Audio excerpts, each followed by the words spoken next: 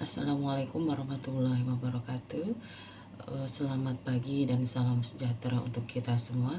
Perkenalkan, saya Ibu Wahyu Eko Handayani, SPD MPD, salah satu Widya Iswara Ahli Madya dari BPSDM Provinsi Kalimantan Utara, yang kebetulan mengikuti workshop PKP secara blended learning dan mendapat tugas untuk membuat sebuah video tentang desain pembelajaran, di mana desain pembelajaran tadi terbagi dalam 3, yaitu sinkronus 1, sinkronus 2, dan klasikal. Untuk di sinkronus 1, yang pertama yang saya lakukan itu di sinkronus 1 dilakukan pada hari ke-13, di mana itu sebanyak 2 jam pembelajaran secara sinkronus. Tahapan pembelajaran yang pertama yang saya lakukan adalah mendapatkan perhatian, karena saya menggunakan strategi 9 event instruction dari Gagne. Jadi langkah pertama yang saya lakukan adalah mendapatkan perhatian dari peserta, di mana kegiatan pembelajaran yang dilakukan yaitu apersepsi, menyapa peserta, perkenalan, terus membangun suasana yang kondusif, memberikan motivasi. Yang kedua yaitu membangun komitmen belajar, dan yang ketiga saya menampilkan visualisasi terkait contoh bagaimana diagnosa organisasi dan berpikir kreatif dengan menggunakan animasi critical problem dan mengaitkannya dengan materi.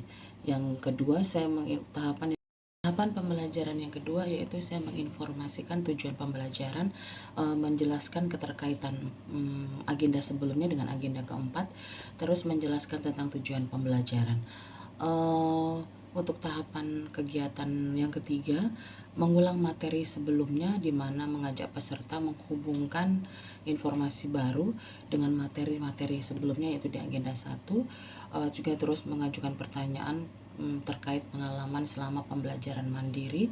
Untuk tahapan yang keempat yaitu menyajikan informasi. Di sini saya hanya memberikan kesempatan kepada peserta untuk menceritakan pengalamannya selama belajar mandiri, terus juga memberikan pengalaman dengan mengaitkan agenda, terus saya berikan contoh-contoh real dan keadaan nyata serta ide-ide kreatif terkait dengan materi, dan juga menyampaikan penugasan individu dan kelompok.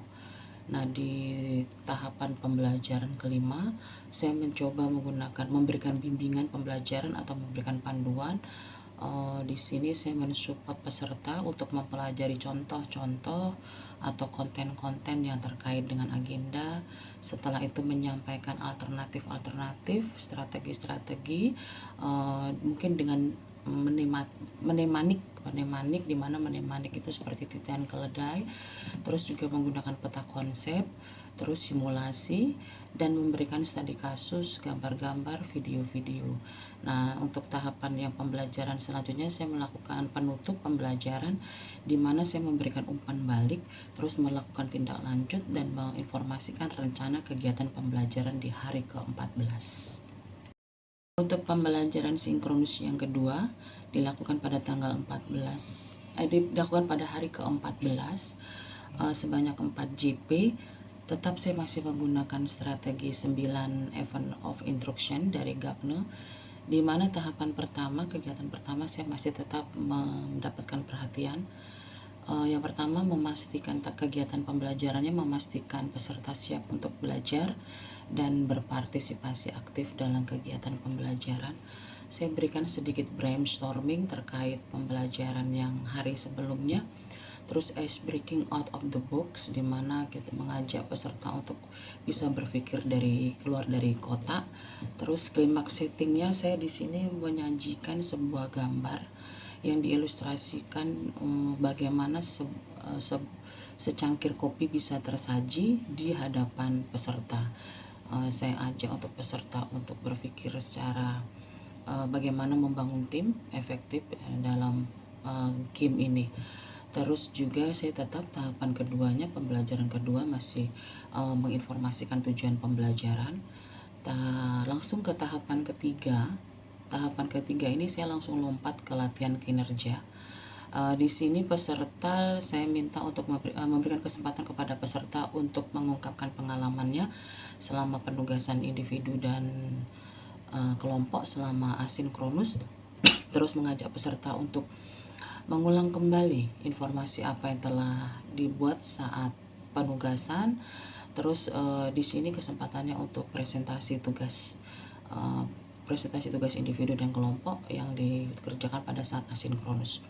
Nah, untuk langkah yang keempat, saya langsung lompat ke langkah ketujuh di Gagne tadi, yaitu memberikan umpan balik. Umpan balik yang saya berikan berhubungan dengan informasi konfirmasi, di mana umpan balik konfirmasi tadi untuk memberitahu peserta bahwa tugas yang telah dikerjakan itu adalah sudah benar. Terus umpan balik koreksi di sini memberitahu terkait ketepatan dalam penugasannya. Terus umpan balik remedi, itu saya berusaha untuk membimbing peserta ke arah yang lebih benar dan lebih baik. Terus juga umpan balik kuratif itu melengkapi informasi-informasi yang telah dibuat, informasi-informasi yang berbeda. Terus umpan balik analisis di sini saya gunakan untuk mensugesti peserta, memberikan rekomendasi serta informasi untuk memperbaiki kinerja dalam penugasannya. Itu untuk kegiatan di selanjutnya. Untuk pembelajaran klasikal di hari ke-29, 30, 31, di mana hari ke-29 itu sebanyak 9 JP, di hari ke-30 itu sebanyak 12 JP, dan di hari ke-31 sebanyak 5 JP. Untuk tahapan pembelajaran di awal sama seperti pada saat sinkronus, yaitu mendapatkan perhatian peserta. Untuk mendapatkan perhatian, di mana tetap saya persepsi, menyapa peserta dan sebagainya, membangun komitmen, menampilkan visualisasi untuk mereview pembelajaran pada saat asinkronus, terus menginformasikan tujuan pembelajaran, keterkaitan agenda sebelumnya dengan agenda 4, di mana terus juga menjelaskan tujuan pembelajaran. Selanjutnya mengulang materi sebelumnya. Di sini sedikit saya mengulang materi, mereview materi, di mana peserta saya ajak untuk menghubungkan informasi baru dengan materi sebelumnya, juga mengajukan pertanyaan selama pembelajaran pada saat mandiri dan pada saat ini. Terus menyajikan materi, sedikit saya sajikan materi, tidak terlalu banyak, karena saya memberikan kesempatan peserta untuk menceritakan pengalamannya selama melakukan diagnosa organisasi, selama melakukan bagaimana berpikir kreatif dan bagaimana membantu tim efektif, serta bagaimana nantinya dia akan menjadi seorang pemimpin yang melayani. Nah, terus untuk selanjutnya juga memberi bimbingan pembelajaran. Tetap saya memberi support kepada peserta, memberikan strategi-strategi alternatif pemecahan solusi, di mana di sini peserta sudah mampu melakukan diagnosa, terus memilih isu strategis, sudah dapat memilih isu strategis, dan mampu menemukan inovasi atau ide-ide gagasan untuk menemukan sebuah solusi. Nah, di latihan kerja tadi fokus saya berikan pada kerja kelompok, di mana peserta saya bagi menjadi 4 kelompok yang mempunyai penugasan masing-masing. Untuk tetap di sini peserta sudah bisa belajar mendiagnosa sebuah isu strategis, bisa diambil dari dalam kelompoknya sendiri maupun dari kelompok orang lain.